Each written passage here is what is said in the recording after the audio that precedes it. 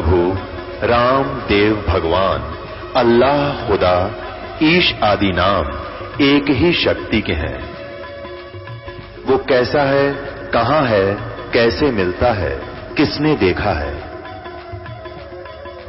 ये प्रश्नवाचक चिन्ह पूर्ण रूप से हटाने के लिए अवश्य सुनिए जगत गुरु तत्वदर्शी संत रामपाल जी महाराज के अमृत वचन सर्व पवित्र धर्मों के पवित्र शास्त्रों के आधार पर।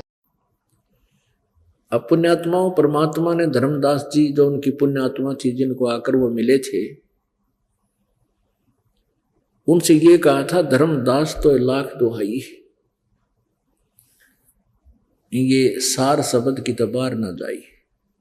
फिर कहा कि धर्मदास तो लाख दुहाई, ये मूल ज्ञान की तबार न जाई। अभी जो मैं तुझे तत्व ज्ञान बता रहा हूं, इसको कहीं सार्वजनिक ना करना। भी लिपिबद्ध अवश्य कर देना, सार्वजनिक मत करना। ऐसा ही हुआ। अभी तक ये ज्ञान हमारे सदग्रंथों में विद्यमान था। परमेश्वर जी ने अपनी प्यारी आत्माओं सभी को बता रखा था। उन्होंने इनको लिपिबद्ध तो कर दिया, लेकिन समाज में इसको खोला नहीं। अब समय आया था इसको खोलने का। इस दास की मजदूरी दी दास को, जो आज आपके समक्ष वही सदग्रंथ प्रमाण कर रहे हैं कि कबीर इज गॉड। वो परमात्मा कबीर है जो ऐसे लीला करता, वो पूर्ण परमात्मा है जिसका वेद गवाही दे रहे हैं। अब पुण्यात्मा, हम थोड़ा सा वेदों से और लेंगे जिससे आपको और विश्वास हो।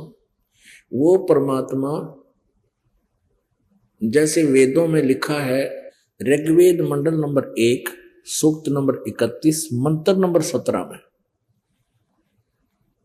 इस वेद ज्ञानदाता ब्रह्म ने, जो गीता ज्ञानदाता है, श्री कृष्ण में प्रवेश करके जो गीता बोल रहा है, वही वेदों का ज्ञान दे रहा है। वो कह रहा है कि हे परमात्मा, वह परमात्मा एक मनुष्य के समान, वो मनुष्य के समान देहधारी परमात्मा है, यानी साकार है, और एक जन साधारण जैसे अपना निर्वाह अपने हाथों से काम करके अपना गुजारा करता है। एक जीवन वो परमात्मा ऐसा प्रत्येक युग में ऐसे अपना जीवन लीला करता है। और हे परमात्मा, आप उसी तरह फिर आओ जो एक साधारण मनुष्य की तरह आप लीला करके जाते हो और यथार्थ ज्ञान बताते हो। एक बार फिर आओ और अपनी प्यारी आत्माओं को वहां सतलोक में प्रतिष्ठित करो। इस दास ने इसका अनुवाद किया है, पहले ये पढ़िए, फिर इनका किया हुआ आसानी से सुनना होगा। इसमें है, ये देखिएगा, ऋग्वेद मंडल नंबर 1 सूक्त नंबर 31 मंत्र नंबर 17। यह है ऋग्वेद मंडल नंबर 1 मंत्र सूक्त नंबर 31 मंत्र नंबर 17। यह है मूल संस्कृत। मनुष्य, इसका संधि छेद नीचे है। मनुष्यवत अग्ने, मनुष्यवत, मनुष्यवत अग्ने, अंगीरसवत अंगीर है, ययातिवत सदने, पूर्वत सूचे अक्षय, यह वह दैव्यम जन्म, आसाद्य बहिर्षि यक्षी च प्रियम। हे मनुष्यवत माने मनुष्य के समान, देहधारी, अग्नि माने परमेश्वर। मनुष्यवत अग्नि, मनुष्यवत अग्नि, ये इकट्ठा है, ये संधि छेद है। मनुष्यवत अग्नि, हे मनुष्य के समान देहधारी परमेश्वर, अग्नि माने परमेश्वर, जैसे कि आप मनुष्य के तेजो में शरीर के समान, अंगीरह माने देहधारी हो, यानी हल्का तेजो में शरीर धारण करके अपने शरीर को अर्थात अपने रूप को सरल करके प्रत्येक युग में अपने सुचे माने पवित्र घर अर्थात ऊपर के सतलोक से आते हो। पूर्ववत यानी पहले की तरह मनुष्य के समान, अर्थात जैसे मनुष्य प्रयत्न करके कार्य सिद्धि करता है वैसे ही आप मनुष्य के समान कार्य करते हो। हे प्यारे परमेश्वर, हमें अच्छी प्रकार प्राप्त होजिए तथा हमें प्राप्त कीजिए, यानी अपनी हमें शरण में लीजिए। इस काल के लोक से बाहर सतलोक में अपने जन को अर्थात अपने भक्त को देव स्वरूप अच्छी आत्माओं में स्थायी रूप से प्रतिष्ठित कीजिए। पूर्ण परमात्मा मनुष्य सदृश शरीर युक्त है। वह प्रत्येक युग में इस काल ब्रह्म के लोक में आता है और अपनी प्यारी आत्माओं को सतज्ञान करा के सतलोक ले जाता है, न स्थायी स्थान देता है।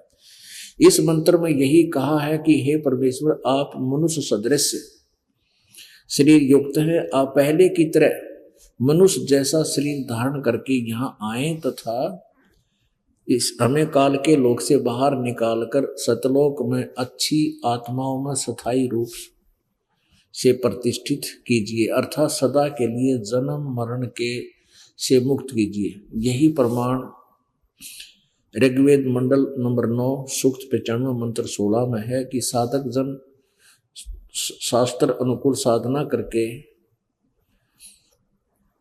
भक्ति के बल से वहां चले जाते हैं जहां पहले वाली सृष्टि के देव स्वरूप यानी अच्छी आत्माएं रहती हैं।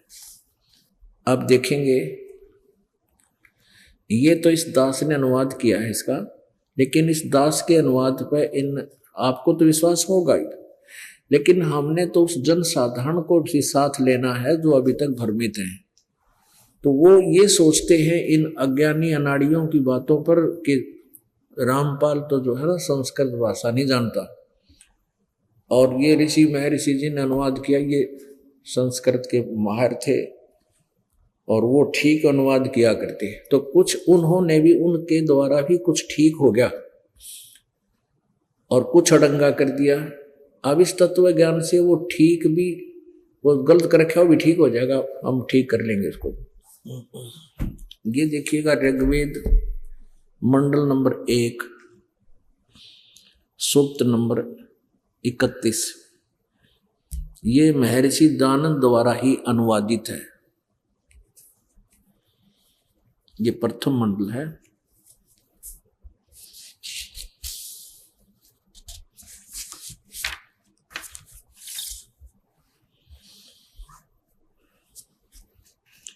प्रकाशक है सार्वदेशी कार्य प्रतिनिधि सभा, महर्षि दान भवन, रामलीला मैदान, नई दिल्ली।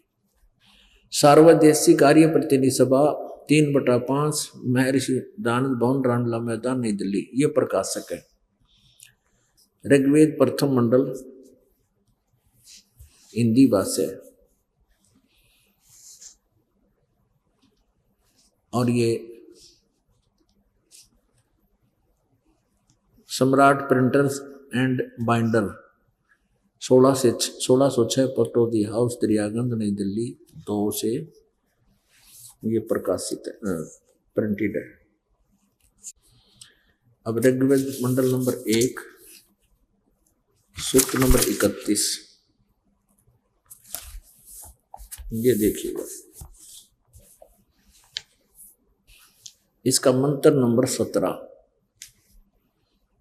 मनुष्यवत अग्ने अंगीरसवत अंगीर याति वत सदने पूर्ववत सूचे। हे सूचे माने पवित्र, अंगीरे माने प्राण के समान धारण करने वाले, अग्नि माने विद्याओं के सर्वत्र व्याप्त अध्यक्ष। अग्नि माने इसने ये अध्यक्ष लिख दिया। आप मनुष्यवत, ये देखना ध्यान से, मनुष्यों के जाने आने के समान, शरीर व्यापत प्राण वायु के सदृश, राज्य कर्म व्याप्त पुरुष के तुल्य। वाह, जैसे पुरुष यज्ञ के साथ कर्मों को सिद्ध करते कराते हैं, वह जैसे उत्तम प्रतिष्ठा वाले विद्वान विद्या देने वाले हैं, वैसे सबको प्रसन्न करने हारे विद्वानों में अति चतुर मनुष्य को अच्छी प्रकार प्राप्त होजिए। क्या अर्थ बना इसका? उस मनुष्य की विद्या और धर्म की ओर प्राप्त कीजिए तथा उत्तम मोक्ष के साधन में सचित और वहां उसको प्रतिष्ठित कीजिए। इसका सीधा सा अर्थ इसने स्पष्ट किया है यहाँ पर कि जैसे पुरुष यानी मनुष्य यज्ञ के, जैसे पुरुष व्यक्ति कर्मों को सिद्धि करते कराते हैं, जैसे उत्तम प्रतिष्ठा वाले विद्वान विद्या देने वाले, ये पूर्ववत का अर्थ देख लो, इसने अड़ंगा के रखा है। पूर्ववत माने पहले की तरह। इस बालक चौथी 8वीं कक्षा का बच्चा बता दे इसका अर्थ क्या हो उसे। तो इन्होंने ये अड़ंगा इसलिए किया क्योंकि ये भगवान को ना तो साकार मानते और ना ही ऐसे आगमन मानते। ये तो दानंद की छुरी है, लेकिन वेद को ये कहां तक छुपा सकता है? अब आपको दिखाते हैं वेदों में क्या लिखा है। वो परमात्मा साकार है और मनुष्य सदृश्य है, वहां से गति करके यहाँ आता है, अपनी प्यारी आत्माओं को मिलता है और उनको ज्ञान देता है। अब देखो ऋग्वेद मंडल नंबर 9, ये आपने कुछ समय पहले देखा था। ये प्रकाशक है सार्वदेशिक कार्य प्रतिनिधि सभा, महर्षि सिद्धांत भवन, रामलीला मैदान, नई दिल्ली 2 से छपा। ये इनके फॉर्म फैक्शन। यहां इन्होंने झूठ बोला है कि ये ऋग्वेद आर्य भाषा भाष्य यानी अनुवाद महर्षि दानव सरस्वती करते, नहीं, ये झूठ बोला है। ये दिखाते हैं अभी। अब ये कहाँ से छपा है? मुद्रक Prince Offsets Printers 1510 Pataudi house Daryaganj New Delhi से। अब यहां दिखाते हैं एक दूसरा। ये देखो इन्होंने ऋग्वेद भाषा भाष्यम, इस ऋग्वेद के बारे में यहाँ क्लियर किया है। भाष्यकार यानी अनुवाद करता कौन कौन है? महर्षि दानव सरस्वती ने केवल मंडल 1 से लेकर 6 तक अनुवाद किए हैं। उसके बाद श्रीपाद दामोदर सातवलेकर ने मंडल 7 से लेकर 10 तक किए। अब इससे सिद्ध हो गया कि महर्षि दानंद ने, इससे सिद्ध हो गया कि महर्षि दानंद ने ये 9 और 10 मंडल का अनुवाद नहीं किया। इसलिए इसमें कुछ सच्चाई पागी हमने इनके द्वारा अनुवाद में, अन्य के द्वारा अनुवाद में। नहीं तो यो कति गुड़गोबर कर जाता था, इनका अनुवाद भी करता है क्योंकि उम्र क्या बीच में बढ़िया हो गया ना, तो और घना काम खराब कर जाता। अब इनके द्वारा किए गए अनुवाद से आप जी बहुत जल्दी समझेंगे, मानेंगे।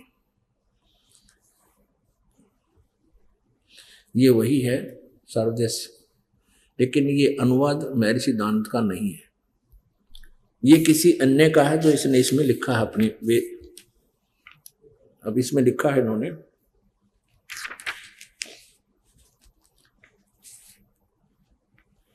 आर्य जनता का सेवक, ये कोई व्यक्ति है,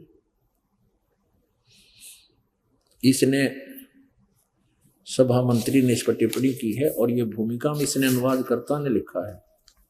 ये वैद्यनाथ शास्त्री ने इसका अनुवाद किया है। 1 मंडल 9 मंडल का, एक ने कराया है 10 का, कोई और है दूसरा। हमने इसमें जो तथ्य है वो देखेंगे। ऋग्वेद मंडल नंबर 9 और सूक्त नंबर 86, नंबर 9 86 और मंत्र नंबर 26 को हम देखते हैं। 26 और 27, ये मंत्र नंबर 26।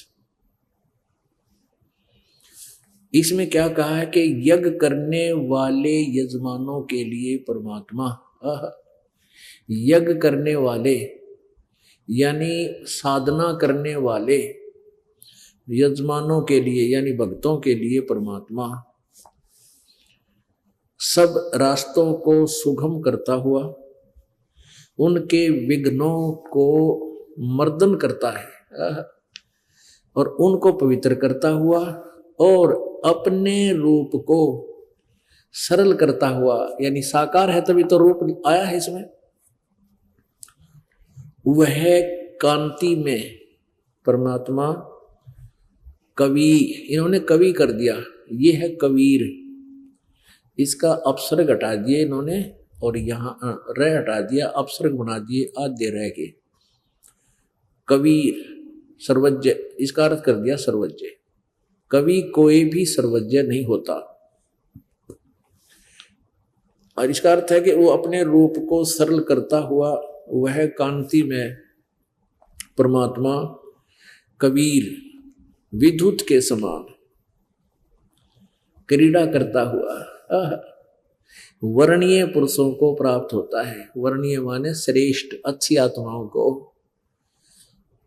वर्णीय पुरुष को प्राप्त होता है, अच्छी आत्मा को, नेक आत्मा को मिलता है विद्युत की गति से, यानी बहुत तेज चाल से आके। अब 27 में देखें, प्रेम की वे सैकड़ों धाराएं, ये अनुवाद थोड़ा गलत किया उन्होंने, जो नाना रूपों में सतिथि को लाभ कर रही हैं, वे परमात्मा को प्राप्त होती हैं। ये यहाँ अर्थ इसका ये है कि पुण्यात्मा जो परमात्मा की तरफ में है और जिनको भगवान आकर मिलता है, उनको ज्ञान देता, वही उनको प्राप्त करती है। प्रकाश पुंज परमात्मा को बुद्धि वृत्तियां विषय करती हैं। जो परमात्मा ध्रुवलोक के तीसरे पृष्ठ पर विराजमान है, वहां पर एक देशीय है, ध्रुवलोक के तीसरे पृष्ठ पर विराजमान है, जो एक देशीय है, एक स्थान पर रहता है और प्रकाश रूप है। अब देखिएगा ऋग्वेद मंडल नंबर 9 सूक्त नंबर 82, ऋग्वेद मंडल नंबर 9 सूक्त नंबर ये 82 और इसका मंत्र नंबर 1। इसमें स्पष्ट किया है कि जो सर्वोत्पादक प्रभु प्रकाश रूप सद्गुणों की वृष्टि करने वाला और पापों का हरण करने वाला पाप नाशक, वह राजा के समान राजीव, यानी राजा के समान दर्शनीय है। राजा के समान दसम यानी दर्शनीय है, और वह पृथ्वी आदि लोकांतरों के चारों ओर शब्दमान हो रहा है, गूंज रहा है। वह वर्णीय पुरुषों को, जो श्रेष्ठ आत्माओं को, जो दृढ़ भक्त है उसको, जो दृढ़ भक्त है उसको पवित्र करता हुआ प्राप्त होता है। जिस प्रकार विद्युत आकाशीय बिजली सने वाले स्थानों को आधार बनाकर प्राप्त होती है, इसी प्रकार उक्त गुण वाला परमात्मा ने इस ब्रह्मांड को उत्पन्न किया। अब यहां थोड़ा सा प्रसंग समझने वाला है। अब इसमें क्या बताया है कि वो परमात्मा राजा के समान देखने योग्य है, साकार है, और वो ऊपर ध्रुवलोक के तीसरे स्थान पृष्ठ पर रहता, तीसरे स्थान पर, और वहां से गति करके आता है, श्रेष्ठ पुरुषों को मिलता है जो दृढ़ भक्त होते हैं, और अपने शरीर का जो तेज है उसको हल्का, अपने तेजों में शरीर को हल्का करके सरल करता हुआ वो कबीर देव, कवि, ये कवि कहते हैं, हम उसको कबीर भगवान बोलते हैं, कबीर भगवान, कबीर साहब। वो आता है, वो किन को मिलता है? उन अच्छी आत्माओं को मिलता है जिनको वो मिलकर कुछ, जिनको मिल सकता है, जिनके लिए वो विशेष, जिन पर आकर्षित है। क्या बताते हैं कि जो जन मेरी शरण है ताका हूं मैं दास, और गेल गेल ला गया फिर जब तक धरती आकाश। यानी उन पुण्यात्माओं को ही मिलता है, जैसे आकाशीय बिजली काशी के बर्तन पर ही गिरती है। तकरीबन काशी का जो बर्तन बाहर रखा जावा, जैसे धातु होती थी काशी, हमने देखे उसके बेले और थाली हुआ करते, गिलास हुआ करते, कटोरे होते थे, और हमारी दादी माँ कहा करती है कि वर्षा के समय में काशी का कोई बर्तन बाहर ना रहना चाहिए, बिजली गिर जाया करे, ऐसा कोई कनेक्शन है उसका। तो ऐसे ही वो परमात्मा वो इसी स्वभाव से, यानी जिनके वो मिलना चाहते हैं, जिनके वो प्रिय हैं, उन्हीं को आकर मिलता अच्छी आत्माओं को। और वो क्या करता है, यहां देखिएगा,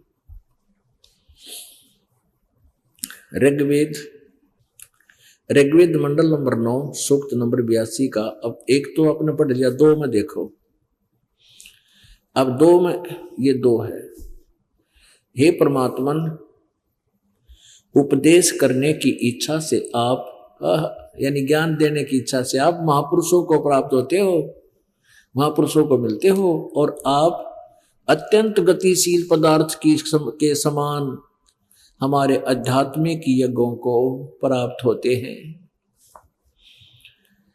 आप कबीर हैं, आप, इन्होंने कवि का अर्थ लिख दिया, सर्वज्ञ हैं।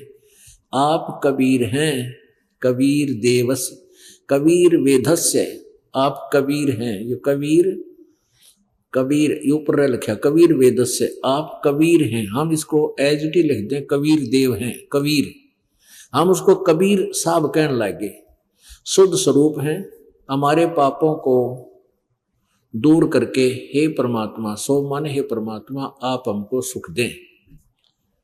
ये रह गया 82 का 2 है, ऋग्वेद मंडल नंबर 9 सूक्त नंबर 82 का मंत्र नंबर 2 आपने पढ़ा। इसमें क्या लिखा है कि हे परमात्मन, उपदेश करने की इच्छा से आप महापुरुषों को प्राप्त होते हो, और आप अत्यंत गतिशील पदार्थ के समान हमारे आध्यात्मिक यज्ञ को प्राप्त होते हैं, यानी बहुत तेज गति से आते हैं। आप कबीर देव हैं, कबीर हैं। अब हम आपको दिखाते हैं, यहां देखिएगा 3 नंबर में, ऋग्वेद मंडल नंबर 9 सूक्त नंबर 82 का मंत्र 3। पवित्र यज्ञों में रक्षा से आप प्राप्त होते हैं, और पृथ्वी आदि लोकांतरों में गति करते हुए सर्वव्यापक आप, सर्वव्यापक नहीं, आप है, आप है माने आप, यानी चलकर स्वयं गतिशील होकर विराजमान होते हैं।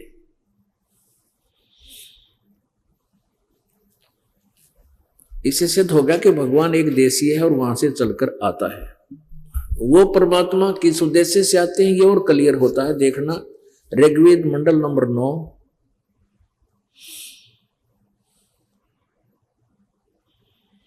ऋग्वेद मंडल नंबर 9 सूक्त नंबर 20 और इसका मंत्र नंबर 1। इसमें लिखा है पर कबीर देव,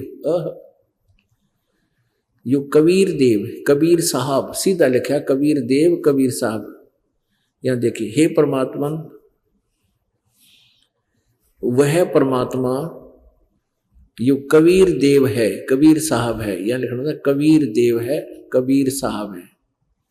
अब ये कंसेप्ट और क्लियर करना पड़ेगा। ये देखिएगा,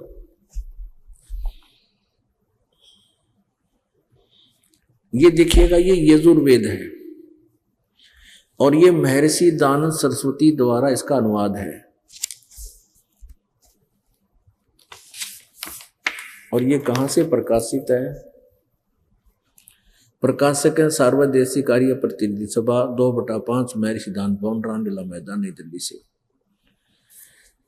ये यजुर्वेद महर्षि दानंद सरस्वती ने पूरा ही इसने अनुवाद किया, 40 अध्याय इसके, ये यहां से प्रकाशित है। मुद्रक है Prince Offset Printers, 1510 Pataudi house, Daryaganj, New Delhi से। इसमें 36 में अध्याय में यजु शब्द है, अथ 36 है, यानी 36 अध्याय शुरू होता है। प्रथम मंत्र में ही यहां यजु शब्द है। ऋचम वाचम च पधे मनो यजु पर पधे, इसका इन्होंने अनुवाद यहां किया हुआ है स्वामी दयानंद ने। यजु का अर्थ लिखा है, यजु का अर्थ यजुर्वेद, बिल्कुल ठीक कर दिया। क्योंकि जहां ये यजु लिखा है इसको यजुर कहो, यजु कहो। जैसे यहां देखो इस मेन पे जिल्द पे ये यजुर्वेद है, और इसको इसके अपसर्ग ही लगा दी, रे छोटा कर दिया, रे छोटा हटा दिया, और इसको ऐसे भी लिख दिया तो भी ये यजुर्वेद ही कहा जाएगा, जैसा कि स्वामी जी ने यहां कहा है इसके अनुवाद में। यजु का अर्थ यजुर्वेद को बिल्कुल ठीक कर दिया।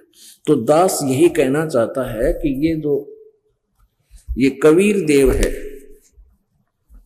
ऋग्वेद मंडल नंबर 9 और सूक्त नंबर 20 में, सूक्त नंबर 20 में मंत्र नंबर 1 में यहां लिखा है पर कबीर देव है। ये कबीर देव है, तो यहां लिखना वह परमात्मा कबीर देव है। ये लिखा ना कबीर देव, कबीर यहां तो लिख दिया सही, अगर यहां केवल कबीर भी होता तो भी हम इसको कबीर देव लिखें।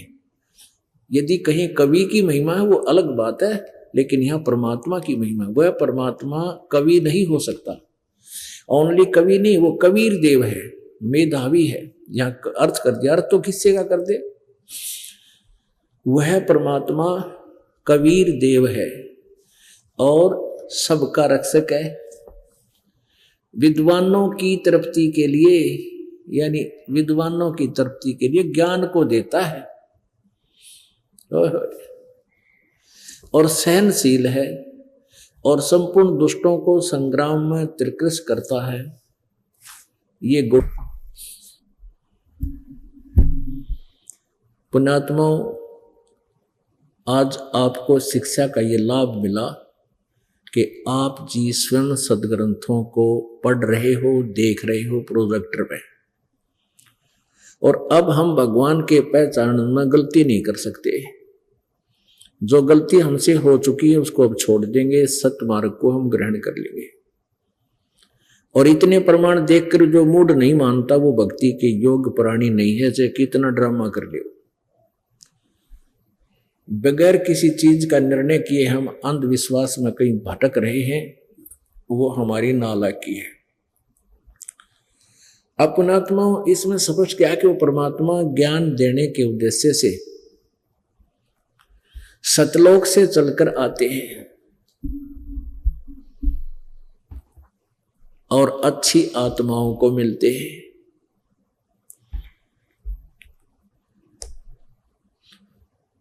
वो परमात्मा जब 5 वर्ष के हो गए, कलयुग में परमात्मा कबीर जी कबीर नाम से, अपने वास्तविक नाम से आए, जो वेदों में और पुराणों में, कुरान शरीफ में वर्णित है। तो उन्होंने एक दिन क्या देखा, एक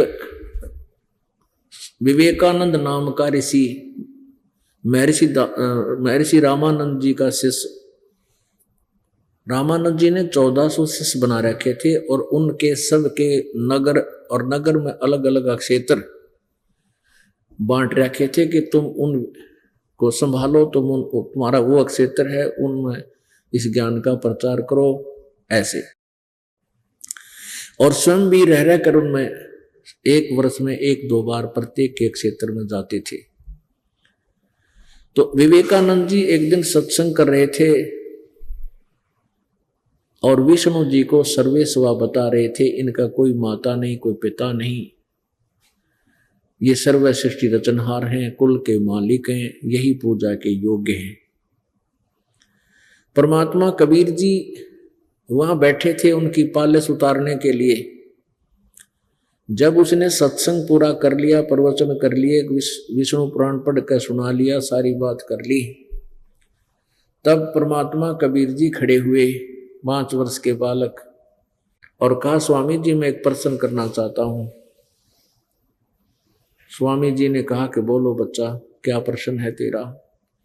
आप जी कह रहे हो कि विष्णु जी और विष्णु जी के कोई माता पिता नहीं, इनका कोई जन्म नहीं होता,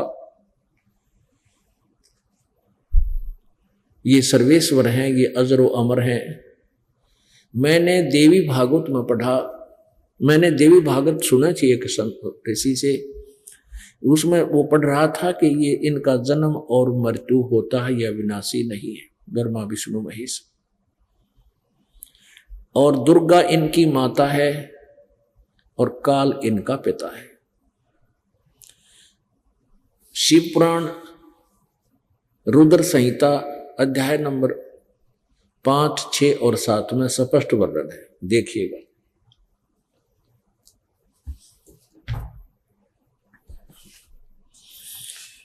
ये शिव पुराण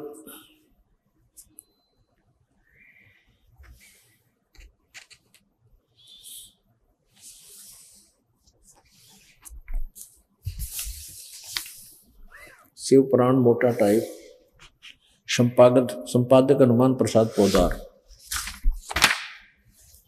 प्रकाशक कहाँ से है, ये प्रकाशित कहाँ से हुआ है? प्रकाशक में मुद्रक हैं गीता प्रेस गोरखपुर, गोविंद भवन कार्यालय कोलकाता का संस्थान। ये इनके फोन और फैक्स नंबर है।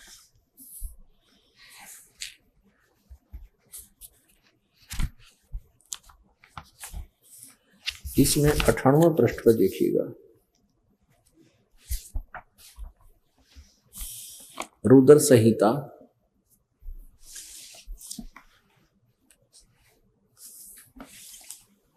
और अध्याय नंबर 5 समाप्त होता है।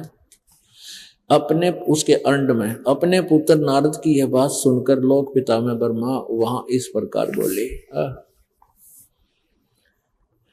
ये अध्याय नंबर 6 शुरू हो गया रुद्र संहिता का।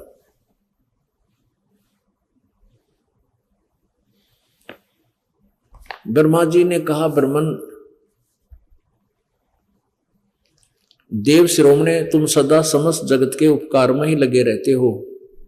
तुमने लोगों के हित की कामना से बहुत उत्तम बात पूछी है। जिसमें समस्त चराचर जगत नष्ट हो गया था, सर्वत्र केवल अंधकार ही अंधकार था। न सूर्य दिखाई देते थे, न चंद्रमा, अन्य ग्रहों का और नक्षत्रों का भी पता नहीं था। न दिन होता था न रात, अग्नि पृथ्वी वायु जल की भी सत्ता नहीं थी। उस समय तत् सद ब्रह्म, इस श्रुति में जो सत सुना जाता है एकमात्र वही शेष था। यह देखना प्रश्न नंबर 100 पे 98 आप 199 आपने पढ़ दिया। जिस परब्रह्म के विषय में ज्ञान और अज्ञान पूर्ण, ब्रह्मा जी देखो बतापा कह रहे हैं कुछ ज्ञान कुछ अज्ञान पूर्ण उक्तियों द्वारा इस प्रकार विकल्प किए जाते हैं। उसने कुछ काल के बाद द्वितीय की इच्छा प्रकट की, अपने भीतर से एक से अनेक होने का संकल्प उदित हुआ। तब उस निराकार परमात्मा ने अपनी लीला शक्ति से अपने लिए मूर्ति यानी आकार की कल्पना की। जो मूर्ति रहित परब्रह्म है उसकी मूर्ति भगवान सदाशिव है। अर्वाचीन और प्राचीन विद्वान उन्हीं को ईश्वर कहते हैं। उसमें एकाकी रहकर स्वेच्छा अनुसार व्यवहार करने वाले उन सदाशिव ने अपने विग्रह से स्वयं ही एक स्वरूप भूता शक्ति की सृष्टि की, जो उनके अपने श्रीअंग से कभी अलग होने वाली नहीं थी। उस पराशक्ति को प्रधान प्रकृति गुणवती माया बुद्धि तत्व की जननी तथा विकारित बताया गया है। वह शक्ति अंबिका कही गई है। उसी को प्रकृति सर्वेश्वरी और त्रिदेव जननी, ये दुर्गा के बारे में बताई जा रही है। उसको प्रकृति, ये प्रकृति शब्द याद रखना। आप जी को गीता जी में आप दास आपको इनकी उत्पत्ति सिद्ध करेगा। जो प्रकृति दुर्गा को कहते हैं ये याद रखना, वहां काम आओगा। उसी अंबिका कही गई है, उसी को प्रकृति सर्वेश्वरी त्रिदेव जननी ब्रह्मा विष्णु महेश की माता नित्य और मूल कारण भी कहते हैं। सदाशिव द्वारा प्रकट की गई। यह सदाशिव काल है, इसके शरीर से यह निकली थी, परमात्मा ने निकाली थी। अभी यो ब्रह्मा कुछ सच्ची कुछ झूठी मिलाकर यह कथा सुना रहे हैं। उस शक्ति के 8 भुजाएं, हो गया क्लियर, या दुर्गा है 8 भुजाएं वाली, और नाना प्रकार के आभूषण उसके श्री अंगों की शोभा बढ़ाते हैं। वह देवी नाना प्रकार की गतियों से संपन्न है और अनेक प्रकार के अस्त्र शस्त्र धारण करती है। हो गया स्पष्ट। एकाकिनी होने पर भी वह माया संयोग वसात अनेक हो जाती है। वे जो सदाशिव हैं उन्हें परम पुरुष, ईश्वर, शिव शंभु और महेश्वर कहते हैं। अब इस काल के बारे में बता रहा है ब्रह्मा। वे अपने सारे अंगों पर, वे अपने सारे अंगों पर भस्म रमाए रहते हैं। उन काल रूपी ब्रह्म ने, ये काल रूपी ब्रह्म आ गया ना ठिकाना बात, ये काल है। काल उस काल, उन काल रूपी ब्रह्म ने एक ही समय शक्ति यानी दुर्गा के नाथ नहीं साथ शिवलोक नामक अक्षेत्र का निर्माण किया था। उस उत्तम अक्षेत्र को काशी कहते हैं। वह परम निर्वाण व मोक्ष का स्थान है जो सबसे ऊपर विराजमान। वे प्रिया और प्रियतम, वे पति पत्नी रूप में शक्ति दुर्गा और शिव ये काल है जो परमानंद स्वरूप है, उस मनोरम अक्षेत्र में नित्य निवास करते हैं। काशीपुरी परमानंद रूपिणी है। मुने शिव और शिवा ने प्रलय काल में भी कभी उस क्षेत्र को अपने सानिध्य से मुक्त नहीं किया। यहां देखना, ब्रह्मा जी बता रहा है नारद जी को, देव से एक समय उस आनंद वन में रमण करते हुए शिवा और शिव के वन में यह इच्छा हुई कि किसी दूसरे पुरुष की सृष्टि करनी चाहिए, यानी कोई बालक उत्पन्न करना चाहिए, जिस पर यह सृष्टि संचालन का महान भार रखकर हम दोनों केवल काशी में रहकर स्वेच्छा अनुसार निर्वाण धारण करें। ऐसा निश्चय करके शक्ति सहित सर्वव्यापी परमेश्वर शिव ने, काल ने अपने वाम भाग के 10वें अंग पर अमृत मल दिया, यानी पति पत्नी व्यवहार किया। फिर तो वहां से एक पुरुष प्रकट हुआ, यानी एक बालक उत्पन्न हुआ। ये 102 पे 101 आपने पढ़ा, ज्यादा ना लेकर के। शिव ने कहा, इस काल ने कहा, वत्स बेटा, व्यापक होने के कारण तुम्हारा विष्णु नाम विख्यात हुआ। अब सिद्ध हो गया कि शिव जी से, काल और दुर्गा से अब स्पष्ट हुआ कि काल और दुर्गा के संयोग से विष्णु जी की उत्पत्ति हुई।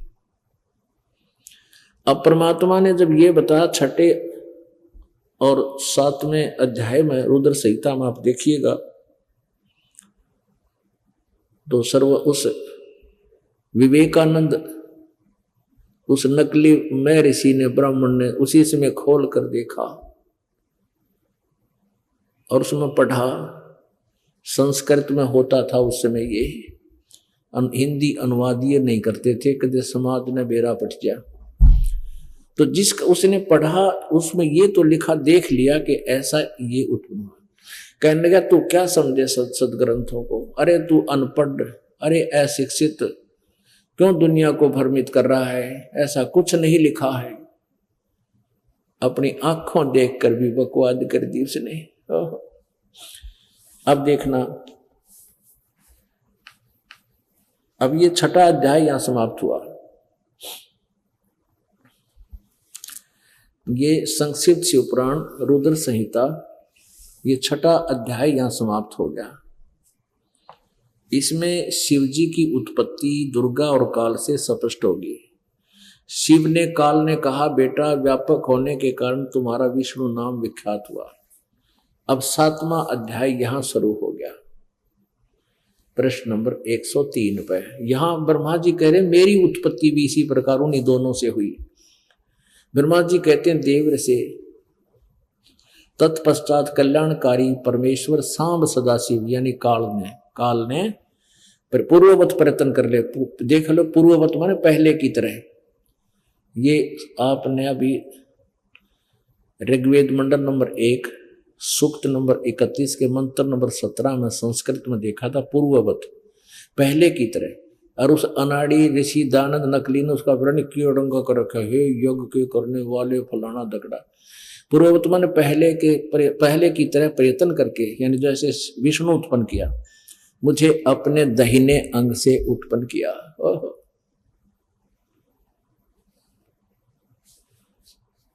उत्पन्न किया मुने, उन परमेश्वर ने मुझे तुरंत ही अपनी माया से मोहित करके नारायण देव की नाभि में डाल दिया और लीलापूर्वक मुझे वहां से प्रकट किया। इस प्रकार उस कमल से पुत्र के रूप में मुझ हिरण्य गर्भ का जन्म हुआ। अब यहां एक और समस्या आ जाती है कि अनुवादकर्ता यहां विचलित हो गया और उसने औरों को विचलित कर दिया कि शिव से शिव की उत्पत्ति कैसे लिखूं। यहां देखिएगा 110 पृष्ठ पे रुद्र संहिता का, शिव पुराण रुद्र संहिता, और इसका ये 9वें अध्याय के लास्ट में लिखा है, इस प्रकार ब्रह्मा विष्णु और रुद्र इन 3 देवताओं में गुण है, परंतु शिव गुणातीत माने गए हैं। अब आपको 25 और 26 और दिखाते हैं इसी पुराण में, जिससे और कति क्लियर हो जाएगा। प्रश्न नंबर 25 और 26। ये एक स्थिति है, एक समय ब्रह्मा और विष्णु का, एक समय ब्रह्मा और विष्णु का इस बात पर युद्ध लड़ाई होगी। विष्णु जी कहने लगा मैं तेरा बाप, ब्रह्मा जी कहता मैं तेरा बाप। तो इस विष्णु जी में ब्रह्मा जी में झगड़ा हो गया, लट्ठम लट्ठा। तो ऊपर से एक, इस काल ने ऊपर से एक तेजो में ऊपर से पोल घेर दिया, पिलर सतम। ये दोनों लड़ना भूल गए, अब इसको देखने लगे ऊपर नीचे जाकर ये कहां कितना लंबा चौड़ा है। इतने में युग काल शिव रूप धारण करके आ गया, इन दोनों से प्रश्न उत्तर करने लगा। ब्रह्मा, ये प्रश्न नंबर 26 है, 24 यहां 25 पे आपको दिखाते हैं। 25 और 26 पे ये निर्णय होगा कि इस काल से और है, सदा शिव से अलग है ब्रह्मा विष्णु महेश और रुद्र। ब्रह्मा और विष्णु ने पूछा प्रभो सृष्टि आदि 5 कर्तों के लक्षण क्या हैं, हम दोनों को बताइए। भगवान शिव बोले। अब ये भगवान शिव की ही वार्ता चल रही है। प्रश्न नंबर 26 पे हम यहां आते हैं। वो काल बोला पुत्रो, तुम दोनों ने तपस्या करके प्रसन्न हुए मुझ परमेश्वर से सृष्टि और सतीथि नामक 2 कृत्य प्राप्त किए। ये हो गया ब्रह्मा विष्णु महेश तुम दोनों को। और फिर लिखा है कि इसी प्रकार मेरी विभूति स्वरूप रुद्र और महेश्वर में 2 अन्य उत्तम कृत्य, ये ने है मैं नहीं, ने 2 उत्तम कृत्य, अन्य उत्तम कृत्य संहार और तिरोभाव मुझसे प्राप्त किए। ये सिद्ध हो गया। 2 तो ये ब्रह्मा और विष्णु और 2 रुद्र और महेश्वर, और ये बोलनी है चौथा 5वां, ये बोलने वाला कोई और 5वां है। इससे सिद्ध हो गया कि ये काल के बेटे हैं रजगुण। अपने आत्माओं, इन नकली ब्राह्मणा ने, इन नकली गुरुआ ने यू नाश कर रखा है। बताई इनको अपने सिलेबस का भी ज्ञान नहीं है। टीचर कहाँ के, एक टीचर अपने विद्यार्थियों को आउट ऑफ सिलेबस कोई ज्ञान दे रहा है तो वो उनका शत्रु है। दंत कथा सुना रहा है, कोई नावल की कथा सुना रहा है तो वो दंत कथा सुनाकर उनका नाश कर रहा है भविष्य का। तो इसी प्रकार अभी तक जितने भी ऋषि महर्षि मंडलेश्वर ब्राह्मण गुरु हमारे हुए, इनको अपने पाठ्यक्रम की पुस्तक यानी पवित्र सदग्रंथों का कति ज्ञान नहीं था। इसलिए अभी तक हमारे को ये घुटा रखा था कि ये विष्णु जी अजरो अमर हैं, शिव जी अजरो अमर हैं, इनका कोई माता पिता नहीं, सर्वेश्वर हैं, महेश्वर हैं। अपने आत्माओं, आज वही सदग्रंथ हमारे पास है। ये देखिएगा देवी पुराण और दिखाते हैं थोड़ा। श्रीमद् देवी भागवत गीता प्रेस गोरखपुर से प्रकाशित है। इसके संपादक हैं हनुमान प्रसाद पोदार, चिमनलाल गोस्वामी संपादक। प्रकाशक हैं एवं मुद्रक गीता प्रेस गोरखपुर, गोविंद भवन कार्यालय कोलकाता का संस्थान। ये इनके फैक्स और फोन नंबर है। इसके 123 पृष्ठ पर दिखाते हैं।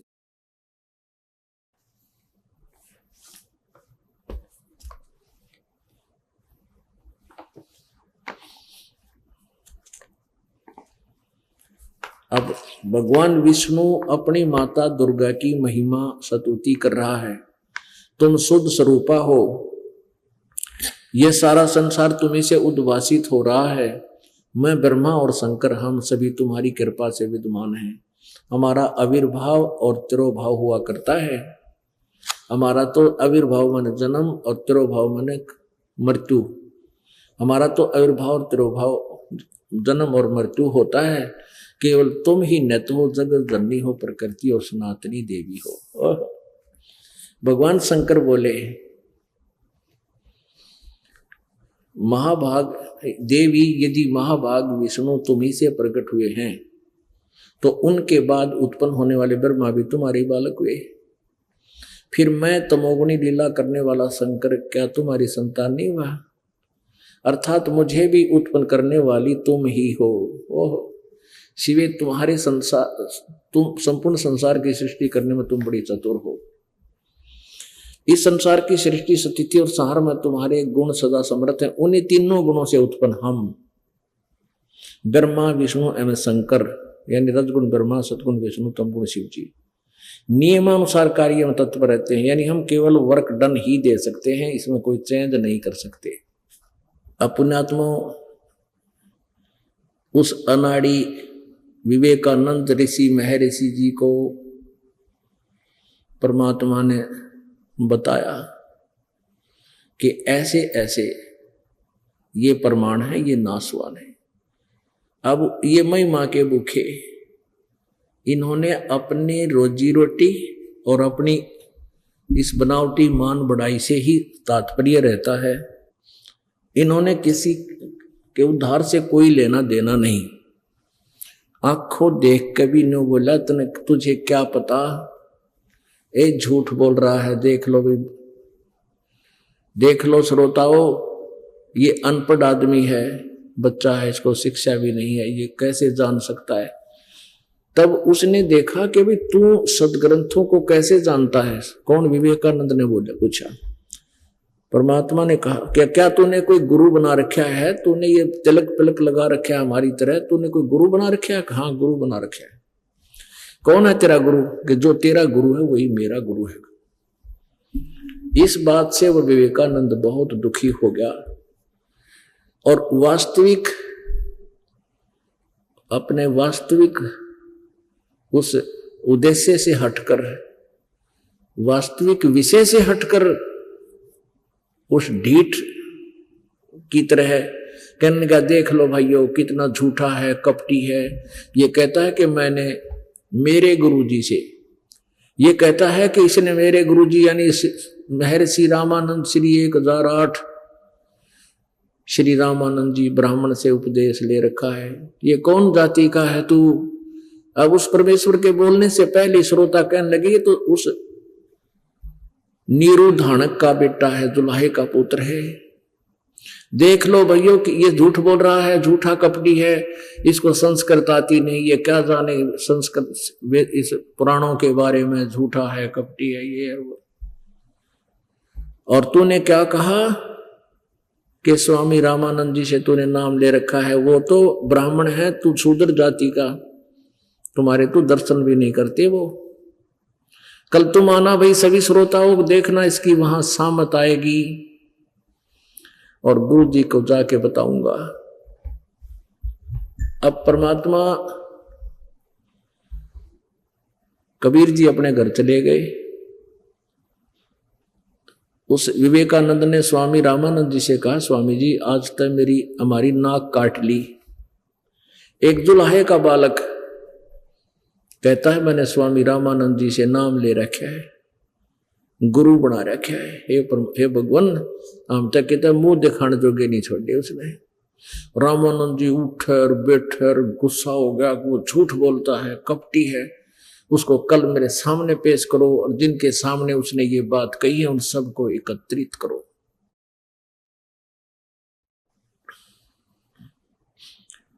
अपने आत्मा सुबह परमात्मा को वहां लाया गया। सभी श्रोता वहां बैठ के जो उस दिन वार्ता में शामिल थे। रामानंद जी ने आडा पर्दा ला रखा था अपनी झोपड़ी के सामने, एक जो है कर्टेन ला रखा था, पर्दा, और ये दिखाने के लिए कि मैं तो इन छोटी जाति वालों की शकल भी ना देखता। जो ही कबीर जी को सामने लाके खड़ा किया उस विवेकानंद ने, तो रामानंद जी अंदर से पूछता है कि कौन तुम्हारा नाम है, कौन तुम्हारी जात, और किस भगवान का तू नाम जाप करता है, मुझे बता। तब परमात्मा ने कहा कि जात हमारी जगत गुरु परमेश्वर है पंथ। और गरीबदास जी ने परमात्मा की महिमा चित्रित करते हुए कहा, दास गरीब लिखत पड़े मेरा नाम निरंजन कंठ। परमात्मा ने कहा कि मेरा, अब थोड़ी सी वार्ता सुनाएंगे आपको। पुण्यात्माओं, ये शुभ अवसर है, इतना अच्छा मौसम, ना गर्मी ना सर्दी है, और ऊपर से अमृत वर्षा हो रही है। पहले हम ना छोटे जब इस भगवान के मार्ग में, यथार्थ मार्ग से परिचित नहीं थे, और आप भी शायद ऐसे ही करते होगे।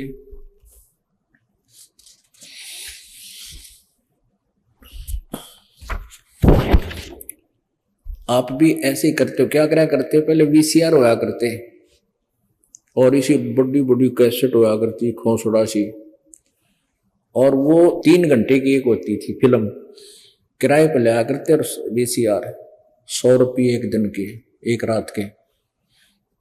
कुछ समय होता है इस समय तक, इस समय यानी 24 घंटे के हुए, तो दिन में तो अपना धंधा करते, रात्रि फ्री होते थे तो 3 लिया करते, 3-3 घंटे की, और चला देते। शाम ने रोटी पी कर खा कर खाना बैठ जाते, नौका हरते, तीनों देखांगे 100 रुपये लाग रहे हैं।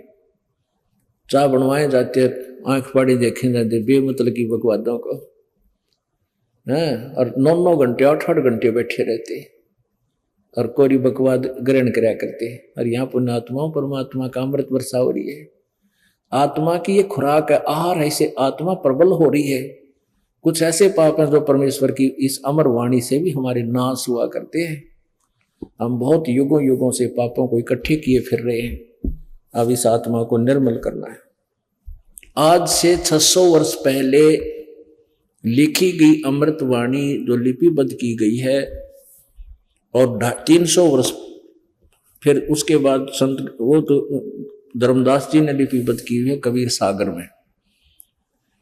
और फिर परमात्मा गरीबदास साहिब जी को, संत गरीबदास, आदरणीय गरीबदास साहिब जी को गांव छुड़ानी, जिला झज्जर, हरियाणा में आकर मिले थे। उस समय भी उन्होंने ये लीला की थी, कंवारी गाय का दूध अपने आशीर्वाद से आशीर्वाद दिया था। कंवारी गाय ने दूध दिया था जो परमात्मा ने पिया था, और गरीबदास जी को सतलोक ले गए थे उनकी आत्मा को, फिर वापस छोड़ा था।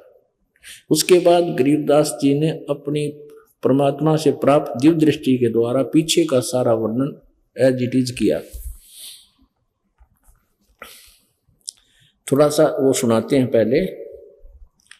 शिव उतरे शिवपुरी से, अविगत बदन विनोदे, महके कमल खुशी भये, फिर लिया ईश को गोद। नजर नजर में मिल गई किया ईश परिणाम, धन मोमिन धन पूर्णा, धन का सीनी काम। अन ब्यावर को दूहत है, अन ब्यावर कंवारी गाय को दूता दुआ है, दूध दिया तत्काल, और पीवे बालक ब्रह्म गति, तासी भय दयाल। यानी ये बताना चाहता था ये दास कि इस वाणी में पहले ही लिखा हुआ है कि वो कुंवारी गाय से परमात्मा ने दूध पिया था और 25 दिन तक वो निराहार रही थी। अब प्रसंग जो चल रहा है उसी की कुछ वाणी आपको सुनाते हैं। रामानंद जी प्रश्न कर रहे हैं, परमात्मा उत्तर दे रहे हैं। ये वार्ता एकात्मा और परमात्मा का संवाद है। पुण्यात्मा आप और हम के लिए ये संकेत है, संदेश है।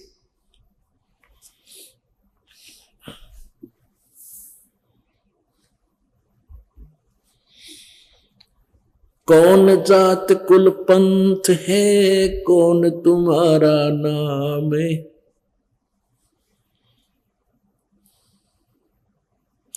आडा पड़दा लाए कर रामानंद भोजनते, दास गरीब कुरंग छवि अदर धाक कूदंत, अदर डाक कूदंत। रामानंद जी न्यू दिखाने के लिए ब्राह्मण समाज को कि मैं तो इसके दर्शन भी ना करता, छोटी जाति जुलाहे के, पर्दा ला लिया गए और अंदर से नो कूद रहा है गुस्से में आकर, जैसे मर्ग कूद जाकर खड़े ऐसे जंप लगा रहा है गुस्से में आकर। तू पैर पटक रहा है, तू क्या क्या पूछता है, कौन जात कुल पंथ है, कौन तुम्हारा नाम है, दास गरीब आधीन गति फिर बोलत है बलि जाऊं मैं। गरीबदास जी कहते हैं परमात्मा कबीर जी बहुत विनम्र होकर, जैसे गुरु जी के सामने शिष्य बोलते हैं, गुरु जी के सामने शिष्य का जो व्यवहार हो ऐसे बोल रहे हैं। जात हमारी जगत गुरु परमेश्वर है पंथ, दास गरीब लिखत पड़े मेरा नाम निरंजन कंत। मेरी जाति पूछना चाहते हो स्वामी जी, तो मैं जगत गुरु हूं। ओए होए। और परमेश्वर एक तो ईश तो ब्रह्म है, 21 ब्रह्मांड का स्वामी। ईश्वर ये परब्रह्म है, अक्षर पुरुष, ये 7 संख ब्रह्मांड का मालिक है। और परमेश्वर इस ईश्वर से भी परमेश्वर वो परम अक्षर ब्रह्म है। कहते मेरा पंथ, मेरा मार्ग उस परमेश्वर वाला है, उसके पाने का। जाति हमारी जगत गुरु परमेश्वर है पंथ, दास गरीब लिखत पड़े मेरा नाम निरंजन कंत। अब रामानंद जी के कह है, क्या बोले, रे बालक सुन दुर्बुद्धि, ए दुर्बुद्धि बालक, क्योंकि ये सारे सबकी बुद्धि एक जैसी काम कर रही थी। अब सभी परमात्मा को निराकार मानते थे और विष्णु जी का उपासक